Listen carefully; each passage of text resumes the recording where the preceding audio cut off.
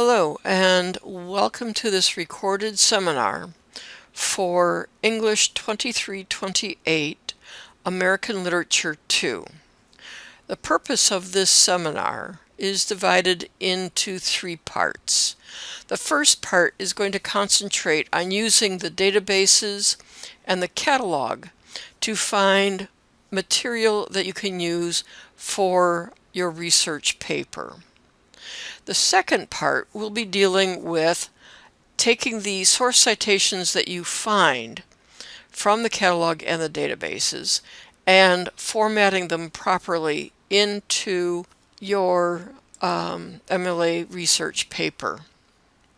And then the last part will be dealing with how to get assistance, either doing your research or getting review comments back on your research paper and getting feedback for that. So let's go ahead and begin. Starting with the CTC main web page. If you come here to Academics, and then under Academics you'll come to Library, and then under Library you'll see the word Databases. When you click on that, it brings you to the database subject listings. What you'll do is scroll down till you see literature. Now there are a couple of databases that do a very good job for literary critique and analysis research. One is JSTOR and the other one would be Gale Literature. What I'll do is click first on JSTOR. Now when you're entering the databases the first time, you'll come to the online database login screen. Your username will be a lowercase c followed by the first 7 digits of your CTC ID number. Your password will be your first and last initials in capital letters followed by your 6-digit birth date. So that's 2-digit month, 2-digit day, and the last 2 digits of your birth year. And you'll put that information in down here. On your own computer, you may want to have these saved. Then just click on Login, and this is JSTOR, and then just type in your subject. And we're going to be looking at H.P. Lovecraft. So I'm going to type in H.P. Lovecraft and hit the Enter key. This brings up 637 results. Mr. Lovecraft was a master of horror fiction. And so what you can do is you can click on the article title. And the nice thing about JSTOR is that it gives you PDF files so that you can read the entire article, and it will give you information. It will also give you the page numbers for that you can use for your in-text citations. So this is very nice. Now over here on the left you're going to see related articles that you can use. So you can find one and then have a jumping off place for other related type articles. Now up here at the top you'll see a cite tool. You can use the cite tool to get the source citation already formatted for you. And then all you have to do is copy it and then bring up your Microsoft Word document and then just paste it in. And I'll show you how to format the works cited information a little later on in this particular video. But you'll notice it has everything that you're needing: the article, the author, the name of the journal, and it gives you the database and then the URL. Now a little word of note: the access date, if there is a publication date or copyright date, you do not need that, so you can actually get rid of that at this time. And then just hit the Enter key to retrieve another source. So that's JSTOR. If you go back to the results, you can also search within these results. And let's say you want horror and you can tell it to search, and it will show you only those articles dealing with his works of horror fiction. You can also limit it to just journal articles or book chapters. And then if you want by subject, you can come and look at the subjects and then pick out maybe, usually there's like a literature or language, there it is. And it will get you information about just literature so that you have information that you can help zero in on themes or a specific work. You can also limit it by language so that if you do not read Spanish or French, you have that. You can also download the article directly to your computer. So that's how JSTOR works. Now, there's another very good one, and that's the Gale Literature Database. And what you'll do is type in the author's last name, and as you'll type in, you'll notice that there is a type ahead box here. So you have material about H.P. Lovecraft. You have items dealing with his short story collections. And then he also wrote some nonfiction too. So you do have material here. You have biographical material as well. He wrote poetry, so there are a lot of ways of finding information about either the author or some of the works that he's done. I'm going to use his full name and see what happens. And this gives me literary criticisms. There are biographies, topic and work overviews, reviews and news, primary sources, and literary works. There's also multimedia. Multimedia would be items that might have either pictures or sound recordings or videos. And so something like this, like the Horror of Horrors, this is a broadcast. It is a interview with, it looks like a couple of authors here.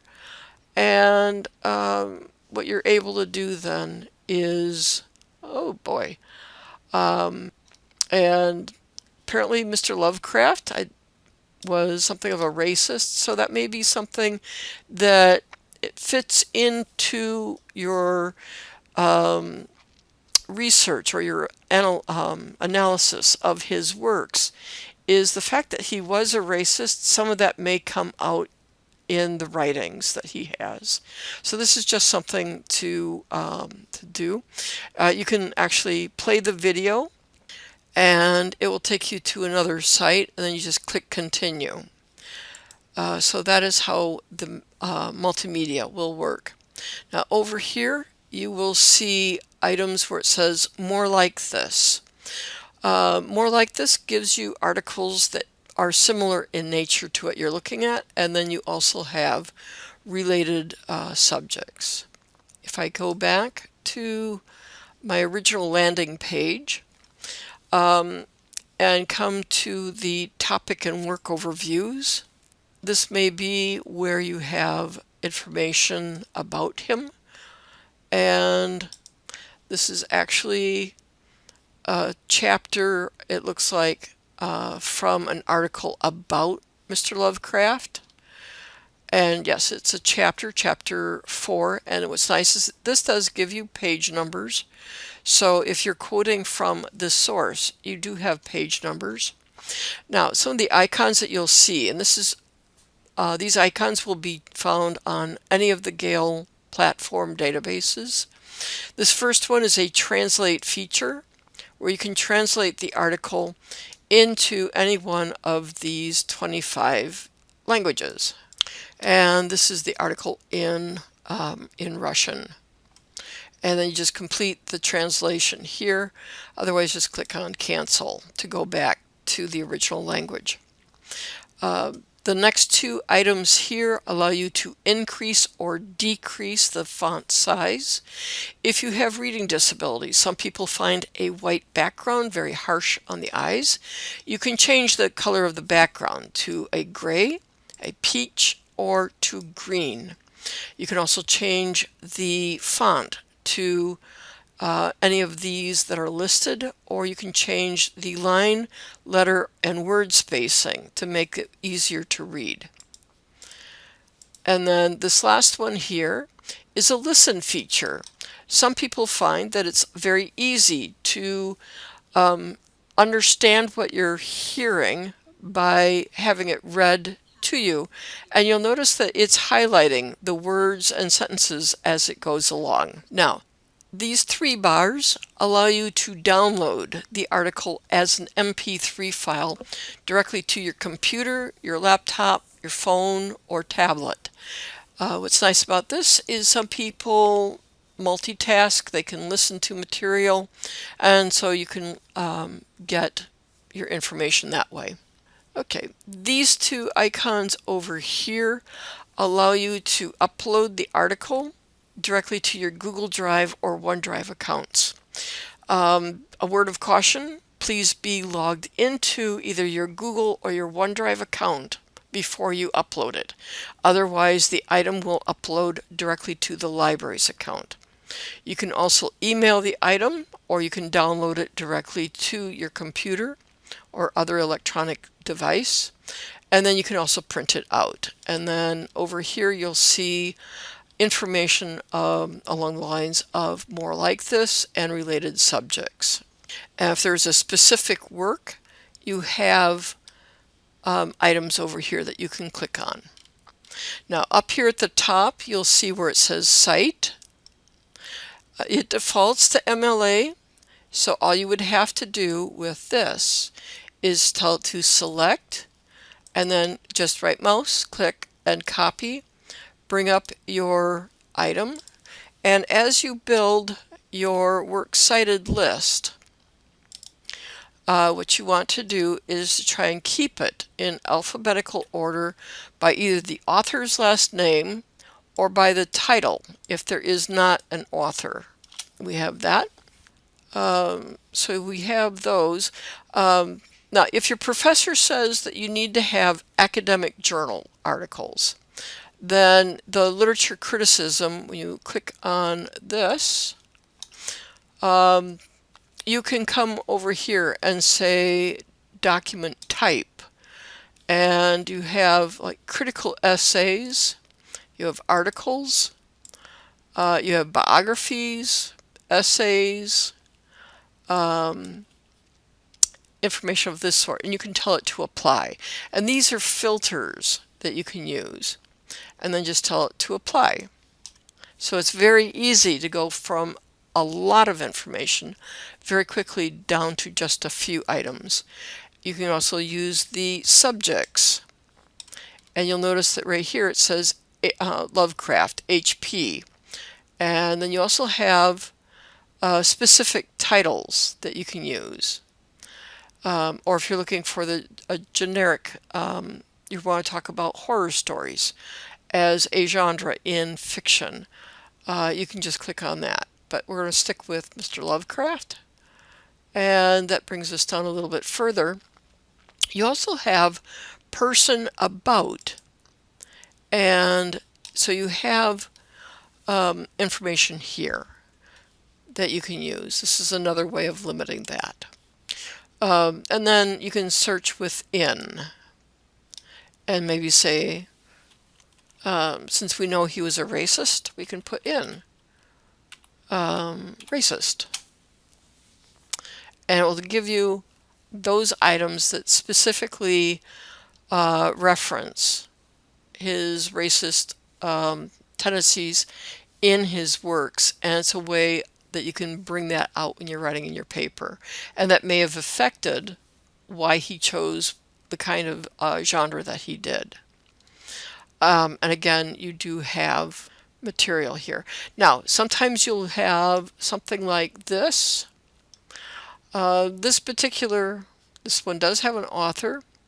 but you can get kind of an idea of what to do with that. So I'm just going to add this one in here as well. So I can pick up quite a few items from this. And again, I can take out the access date as well. And as you have add things, if you see the red squiggle line, go ahead and remove that from there by just right mouse clicking on it and adding it to your dictionary. This has the benefit of building your dictionary. It also has the benefit of making those little red marks go away. So, all right, so that's how you use the Gale Literature Database. Now there are a couple of other databases you may want to look at that are very good to use.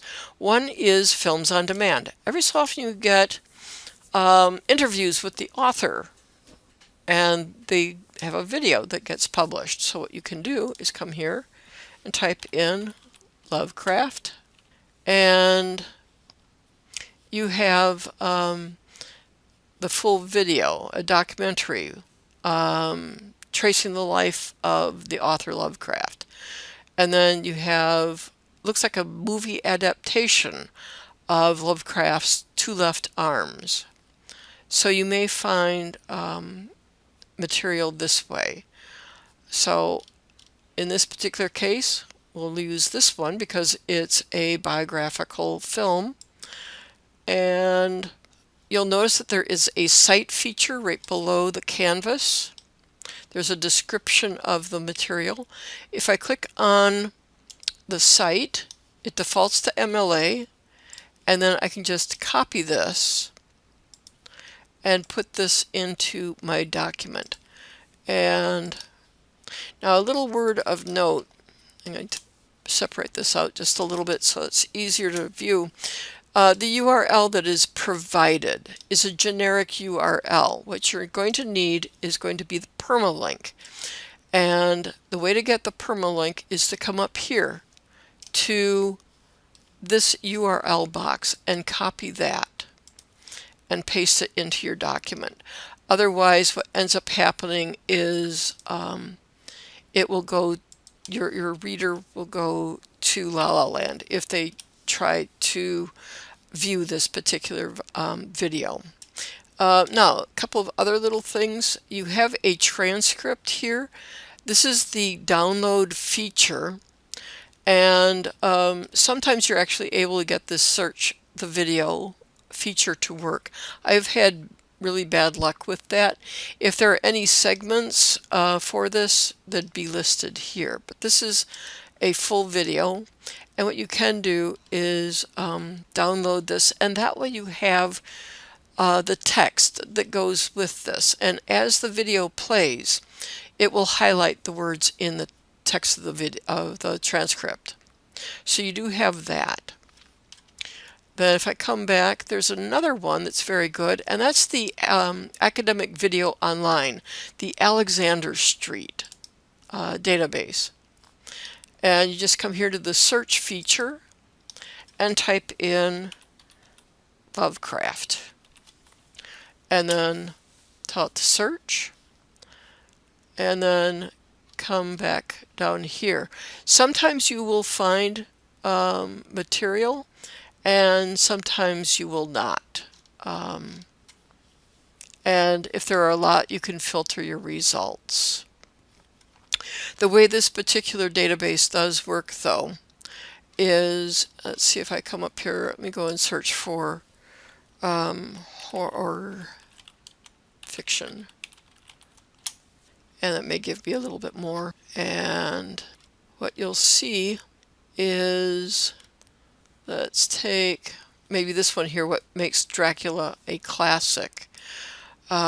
When you find a video in this particular database, you'll have a cite feature, and it will allow you to choose what citation style you want.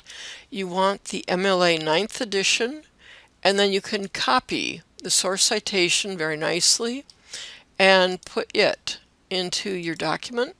And this is already formatted pretty much. You do need to italicize the name of the video, the database rather, and take out an extra space. And so you do have that. And again, add anything that's got a red squiggle, add that to your dictionary. But you also have the ability when you click on play to get the transcript. And what's nice about this is you can actually highlight the entire transcript. Just put your mouse in the top corner and let's see if we can get this to go.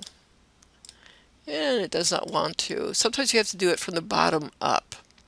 But what this will do, if you copy the transcript and then paste it into a Microsoft Word document, it'll pick up the timestamps right here to the left. And what's important about that is if you have timestamps with a video, it will give you, when you do your in-text citations, this will act like a page reference so that your reader can go to the specific timestamp in the video after they bring up the item through the URL.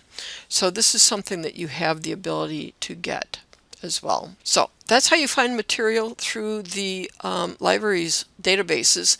Now you can also use the databases for finding ebooks either through the EBSCO ebook collection or eBook Central, and this may actually be easier than doing it through the catalog for the simple reason that sometimes there are links to the EBSCO collection that go to other ebook collections than the one that we have.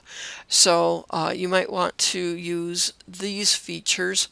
Probably one of the easier ones to use though is the eBook Central by ProQuest, and then you can just type in Lovecraft and it will show you what titles are available.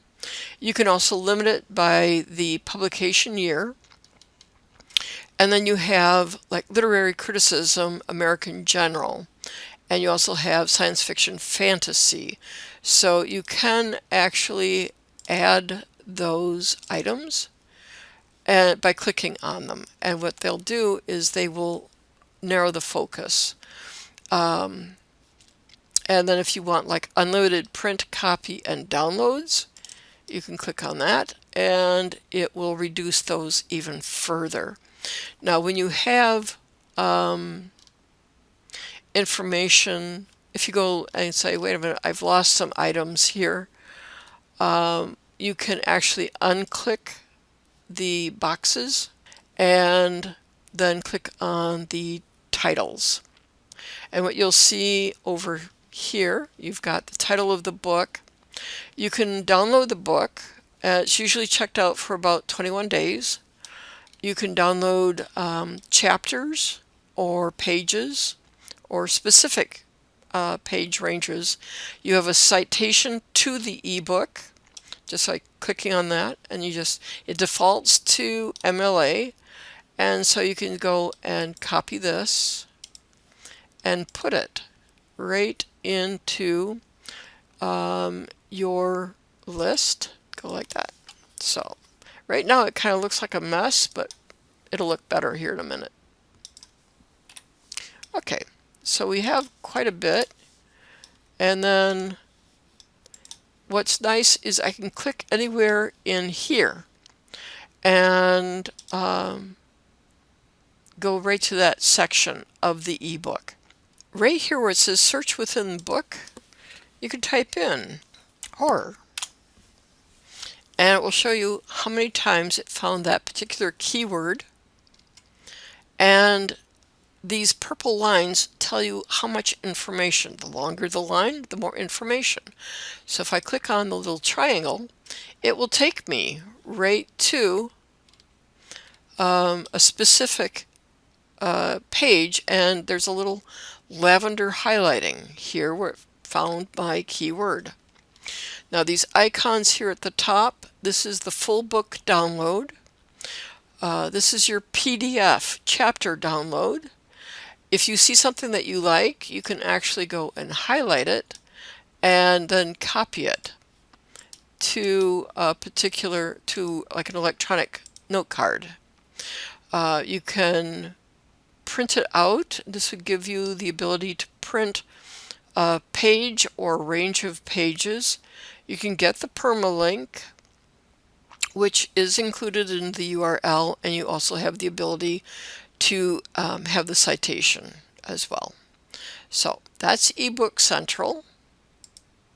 Now if I come to the EBSCO ebook collection, it works pretty much the same way. I just type in, and you'll notice I have my type aheads. I've got Lovecraftian horror biography.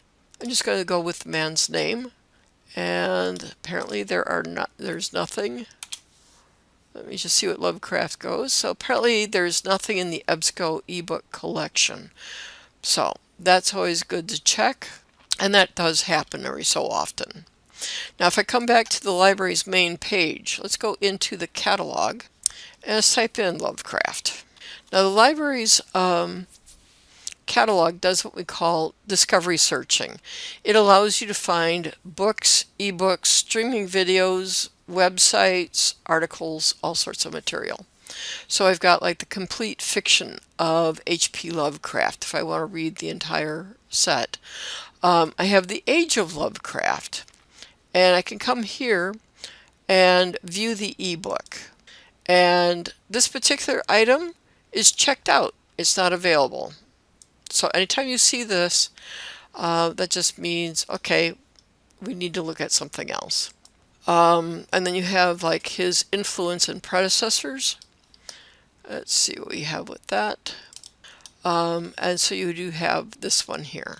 And I think we already have that particular book. So you do have those. You can also come here and tell it that you want nonfiction materials, and that gets rid of his novels. And then if you want just print books, you can tell it, show me just print books. For instance, there's Theology and H.P. Lovecraft. This will give you the call number for the book. Now, for print books, what the catalog has a feature, a cite feature, that you can choose the citation style, and it will give it to you all ready to go. And you just copy it and put this into your works cited list like that. Now, if I close this, some of the features with the library's catalog. The library's catalog is global in nature. And if you come here to where it says other libraries worldwide, there are 25 libraries that have this exact same book. And you could put in your city, state, or zip code or country and see whether or not somebody has that particular book. If I put in England just for fun, let's see how close we can get. The British Library actually has this particular book. And if you click on the name of the library, it will tell you what the address is and their phone number. It will also show you the map that shows you where that particular British Library is located. So you do have that as well. It's a nice little feature. Colby College Libraries. This is in Maine. So, but you can see it's not very many libraries that have this particular book. Okay, so that's how you use the catalog to find print books and ebooks. You can also use it to find videos, and it's just a simple matter of clicking on the limiters. We have this one already, and then you have the movie adaptation, and then it looks like it's again an adaptation of something written by Lovecraft. So these are things that you can actually watch. Okay, so let me go and bring this back to the library's main page. Now let's go and look at how to format our MLA style paper now that we have some resources. Well, the first thing, your professor may have said that the paper needs to be in Times New Roman size 12 paper font, and that it needs to be double spaced. Now, the easiest way of doing that is if you do a Control A, that highlights the entire paper. Then just do a right mouse click, come down here to Font, and then up here type in TIM for Times New Roman, regular, and size 12, and set that as the default font for your paper, and then just say OK. That changes everything to the proper font very quickly. Now, the other thing your paper needs to be is it needs to be double spaced. You can do that quickly and easily up here on the ribbon using the paragraph section, and then just make that, click on the double like that. Now, for the works cited list, your works cited source citations need to be in what is known as a hanging paragraph indentation. And the easiest way of doing that is to do a right mouse click, just highlight just the sources, and then do a right mouse click, come down to paragraph, and right here where it says special, there are two options, first line and hanging. I'll talk a little bit about the first line here in just a minute. But the hanging, when you click on it, does this. It puts this into what is referred to as hanging indentation. You see where it gets its name because everything hangs off of the first line. So that means you do not need to put in an extra blank line between your sources. The hanging indentation makes the source, the first line, stick out like a sore thumb. And that's how you can tell one source from the other. Now, a couple of items that you may want to look at is examine the titles very carefully, because sometimes the person that's doing the inputting for this will have gone and put in the titles in all upper or all lowercase. If that's the case, then just highlight the text and then use the change case feature up here on the font on the ribbon. And you'll notice that it says like sentence case, lowercase, uppercase, capitalize each word. So I'm going to go and see what this sentence case does for this. I'm going to highlight everything here, and I'm going to make this in all uppercase, because you might see something that looks like this when you get it through the databases. If you see something like this, what you do is come and use sentence case, and that puts it into this format. But MLA says that the first letters of significant words should be capitalized. So what I'll do is just say capitalize each word, and then it's just a simple matter of changing like the capital of O of and in. Sometimes your computer will highlight them for you as you go along and make the corrections.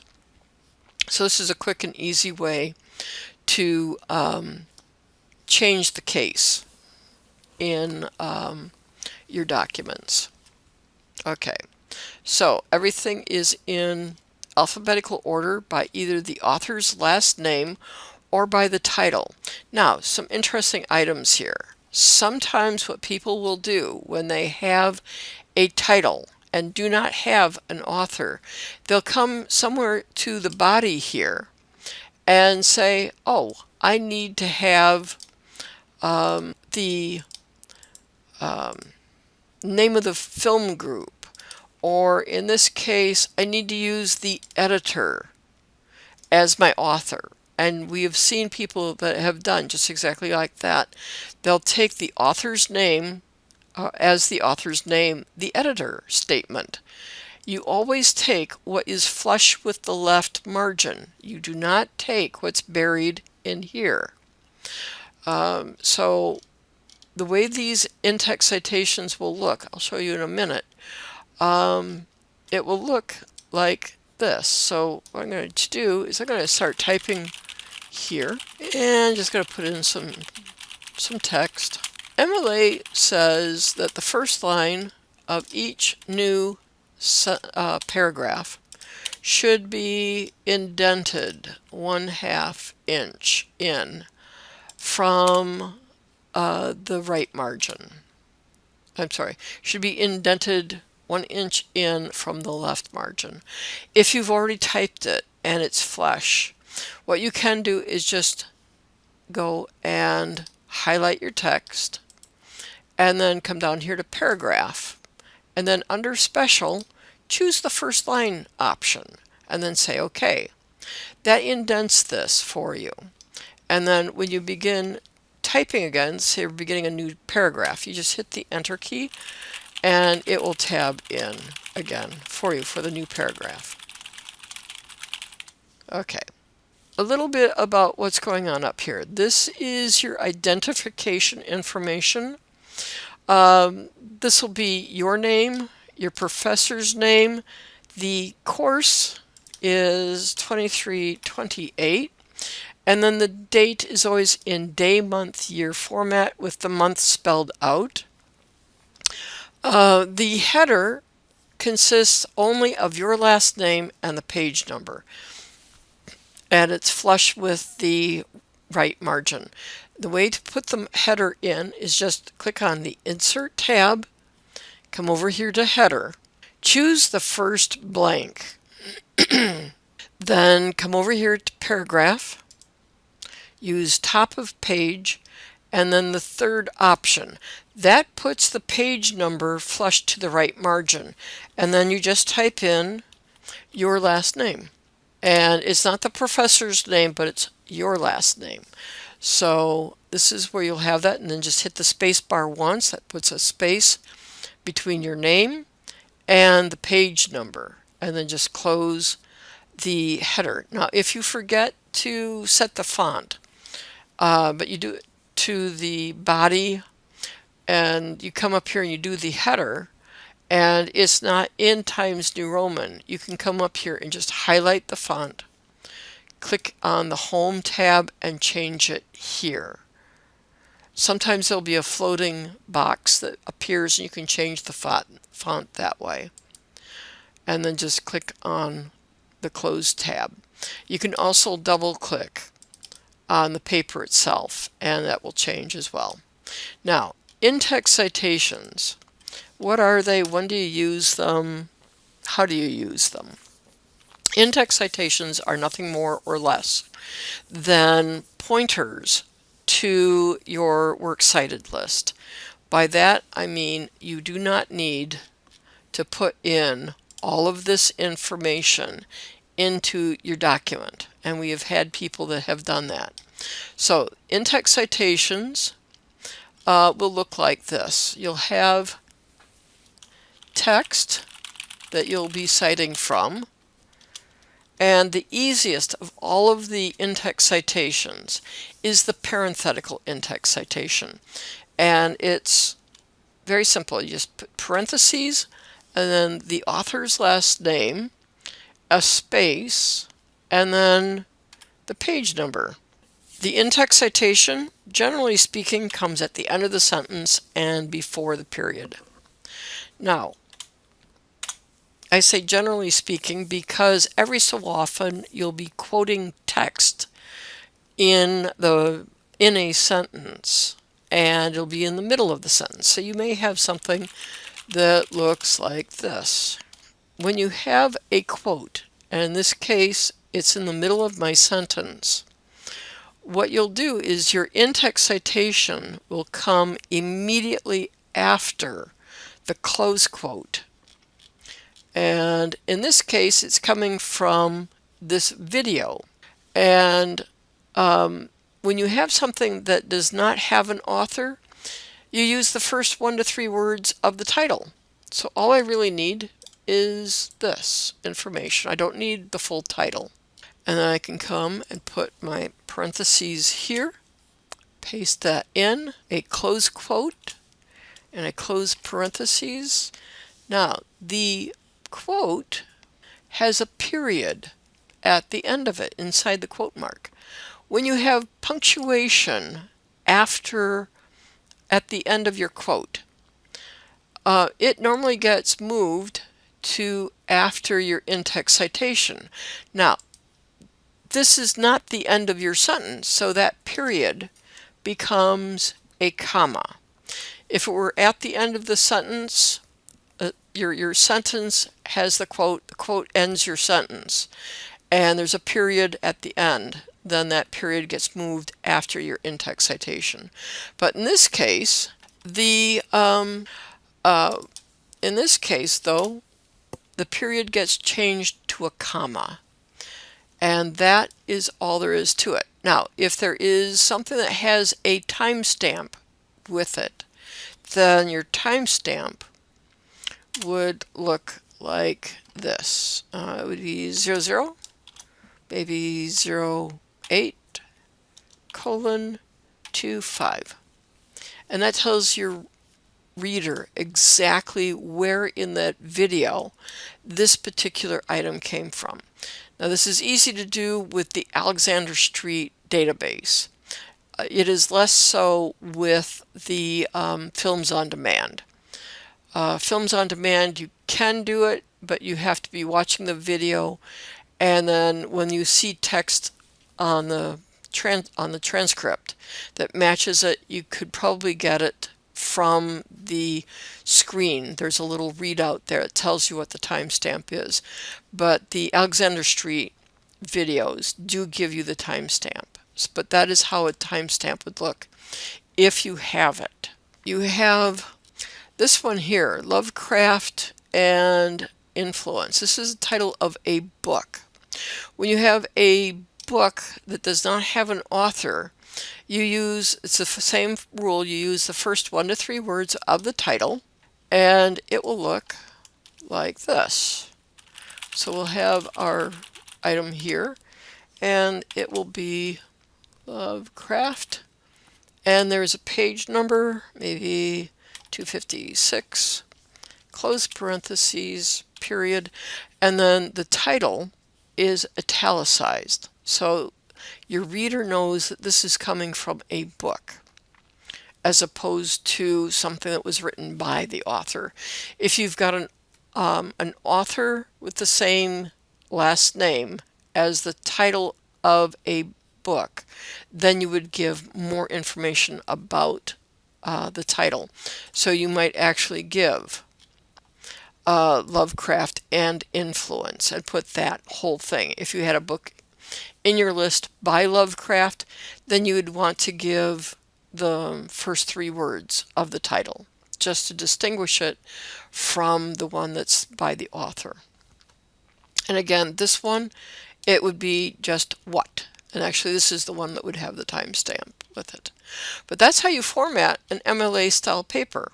Now, in-text citations, when do you use them? Well, you use them anytime you have quoted text, you have paraphrased material, summarized material, or statistical material. Anything that is not your original thought or that is not common knowledge, you need to cite, and it needs to be each sentence that contains the referenced material. It cannot be just for the whole paragraph. It is each sentence. So that is when you use them. Now, if I come back here to the library's main page, let's talk about how to get help from the library. Well, one of the ways is to come into the library and say, I need help. The people at the front desk are very well trained. They can help get you started searching the catalog or getting into the databases and doing some simple searches. If you are working on something that is very complex, you can come in and say, I'm working on a research paper. Can a librarian come out and help me? And what they'll do is they'll ask whoever is on call to come out. The other thing you can do if you don't want to come in, maybe it's pouring rain, maybe it's 130 degrees outside, or you live on the other side of the world and you're not able to come in. Well, you have a couple of options. One is to use the Ask a Librarian feature. Ask a Librarian allows you to send us an email, and periodically, by the way, when you click on our links, there's a little glitch and it will throw you back to the CTC main website. Just go back to the library and you can come back to where it says Ask a Librarian. But when it's working properly, you should see this form. This would be where you put in your name, your email address, and then down here where it says, what is your information need? You can ask, are you going to be open on a particular day? I've got some textbooks I need to buy for my Econ 2301 class. What are they going to be? How much do they cost? What we will do is we'll go to the CTC bookstore's website, find out what books you're needing, and give you an idea about what prices there are. We'll also probably give you information to contact the CTC bookstore, and if you're using financial aid, there may be also links in there to show you this is how you would use your financial aid. So you do have that. The turnaround time is within 24 hours. This is a service that we monitor 24/7, 365. So days that we're closed, for instance, we're on summer hours right now. We're closed Fridays and Saturdays. So there's somebody on call all this weekend that will be monitoring the inbox for questions that come in, and so you'll get an answer. When the library is open, the turnaround time can be anywhere from a few minutes to a couple of hours. So it's a very fast turnaround service. If I come back here to the library and then scroll down a little bit, you'll see where it says Contact Us. This will give you the direct email address. This is what Ask a Librarian feeds into. And then you'll have our local and our in and out of state toll-free numbers. So you can give us a call and we'll help you over the phone.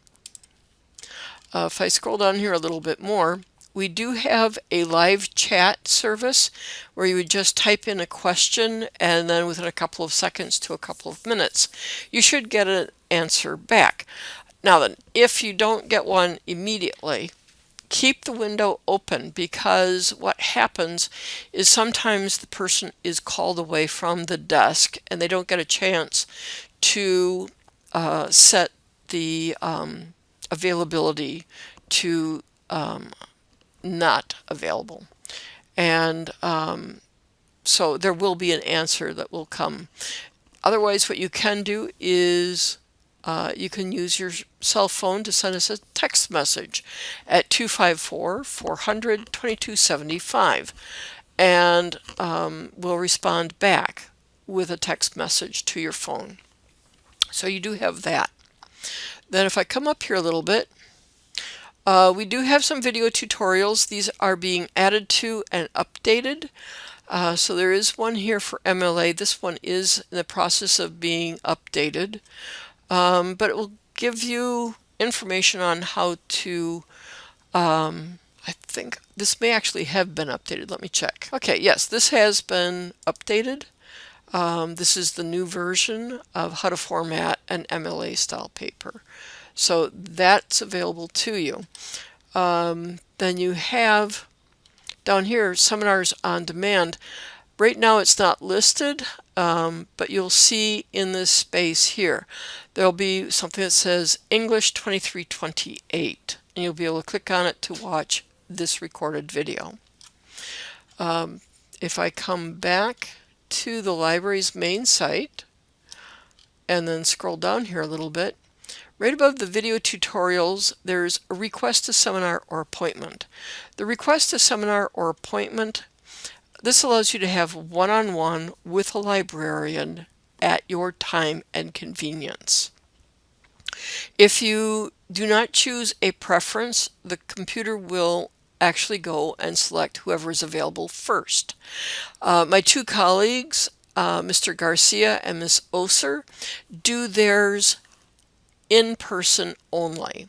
I'm the virtual services librarian, so if you click on my name and then click on a date and then a time and tell it to continue, you'll put in your name and email address, and then you have your choice of in person, over the phone. Basically, the phone numbers are given, and what you'll do is you're on your end on your computer. I'm on the line with my computer, and we're both doing the same sort of process step by step so as to help you work through any kind of issues that you have. If you request an online session, a WebEx meeting link is sent to you, and what happens is at the appointed time and date, your session will begin, and that way you can have it. What happens is I make you the presenter so that I can see what's on your computer screen and help walk you through whatever difficulties you're having. And then when you confirm your appointment, that sends both parties an email, one that says, hi there, this person has requested an appointment with this librarian for this date, this time, and in my case, it will tell me what your preferences are as far as how you want to have your appointment. So you do have that. The research study guides, up here you'll see where it's got showing 98 guides. These are topical guides that you can use to research. If you come here to the search box and type in English and then 2328 and tell it to search, it will take you to the recorded video that you're listening to right now. And you just click on it, and some of the features you'll see here, there'll be a little link here that will have, when you click on it, it'll bring up the video, and the title will also be hyperlinked to the video. And then you have the ability to submit questions to the virtual services librarian, or if you're using this video to get credit for a class and you need to have some way to authenticate attendance, what you do is you send a video. There's already a message in that link, and you just it will say, please send me the post-seminar survey for English 2328, and then I will get that message, send you the link once you complete the post-seminar survey, and give me your professor's name and maybe their email address. I can send an attendance note to your professor, because there are some professors that do give extra credit for that. But you'll see the topics that are covered in this recorded seminar. Now up here you have a paper format. It's not so much that it's a sample paper as it's detailed instructions on how to format your MLA style paper. And then you have a link to the MLA 9th edition quick style guide. And this will give you how to format your paper, how to do in-text citations. It shows you both types, the parenthetical and the narrative. And then down here it has samples of works cited as well. So this is the process of being developed. So it's still a little bit under construction, but it gives you some good information. Now if I come back up here and type in MLA and then tell it to search, and there is a libguide on MLA style, and this opens to the formatting and MLA style video, and then the sample paper and formatting guides. This again is your quick style guide. your detailed formatting instructions, and then you have a research paper that's been done. It was done for HRPO 1311. It's the corporate research paper, and it shows how to do different kinds of in-text citations, how to handle charts, timestamps, and the like. And then there's something here called detailed citation formats. The detailed citation formats, you can come here and say, okay, I'm looking for a print book with 3 or more authors. You just click on the table of contents and it takes you right to where the works cited would be. It gives you what that looks like in real life, and then what the corresponding in-text and narrative in-text citations would look like. And then over here on the left, if you expand out the pane, there should be, there it is. This is your table of contents right here. And you'll notice it also picks up, if you're taking government, this is also good for picking up court cases, laws, and legislations. So you have stuff like this that you can say, okay, I've got an item published in an anthology. So this is your navigation toolbar over here. And it shows you how to do stuff. Okay, so that's how you can use the detailed citation format guide. Okay, coming over here to the citation resources, you have access to the Purdue Online Writing Lab, or the OWL. This is good for getting good detailed information and sample papers. The difference between the Purdue OWL sample paper and the one the library has on the LibGuide is our resources are a little bit more current than what's in the Purdue OWL. Plus, they do not show you how to do a graph or a chart in their sample paper. So you do have that. And then you also have, let's see, I believe this should be changed by now. This is the new version of the MLA Quick Style Guides. This is another place to get that information. Returning now to the library's main page is the research paper review. Research paper review is the library's proofreading service. And what you'll do is submit a final draft version of your paper as a Microsoft Word document. It should be an attached document. Do not send us a SharePoint link or a PDF file or a Google or OneDrive shared link. The reason for that is the shared files. We need to have your username and password open. Even though you say, yeah, it's viewable by everybody, it's not really. PDF files make it very difficult for us to upload the document into Grammarly to do your grammar report. It's just the way Grammarly works. So if it's a Microsoft Word document or rich text document, we can work with that. But you do want to be a something that you've gone and done all the self-editing and proofreading that you can. So it should be just about ready to submit to your professor. Now the turnaround time is within 24 hours. If you are sending it during the course of the day when the library is open, the turnaround time could actually be within 20 minutes to a couple of hours. Again, this is something that we look at 24/7, 365. So this weekend, again, Friday and Saturday, we're on summer hours. Somebody will be on call reviewing papers that are submitted and returning them to you. Now, if they don't come in a timely manner,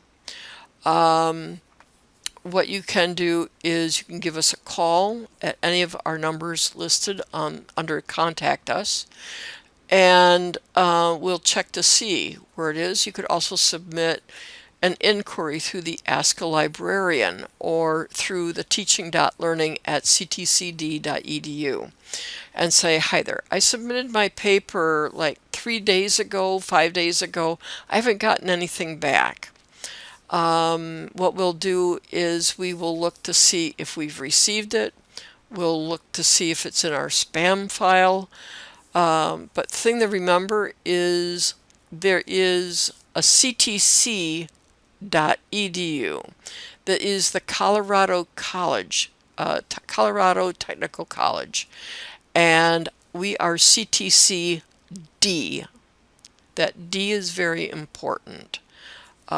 So that can make all the world of difference. If you're sending it to just ctc.edu, it went to Colorado, and that's my best guess. That is how you get help from the library.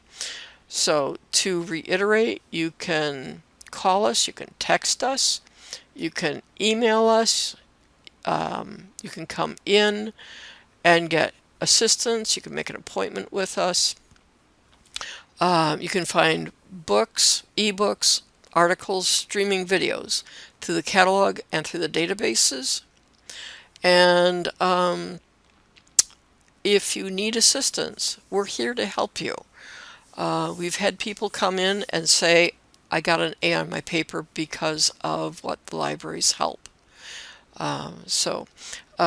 The other thing about the paper proofreading is, in addition to getting a grammar report, we look at your paper for readability, flow, logic, and we'll correct or put bubble comments about format for like in-text citations or works cited information or overall format. So you do have that. And if there is something that we think is a misleading statement or an inaccurate or misunderstood concept, we'll put a bubble on that text and tell you, no, you need to rethink this. But the bubbles are designed to give you guidance, instruction, information, or suggestions on how to make improvements to your paper. So that concludes this seminar for American Literature 2, English 2328. If you need any kind of a post-seminar survey, the last page that you'll see will have the information on contacting us for that. It will also be on the LibGuide, so you have that as well. So thank you for watching, and we look forward to seeing your papers.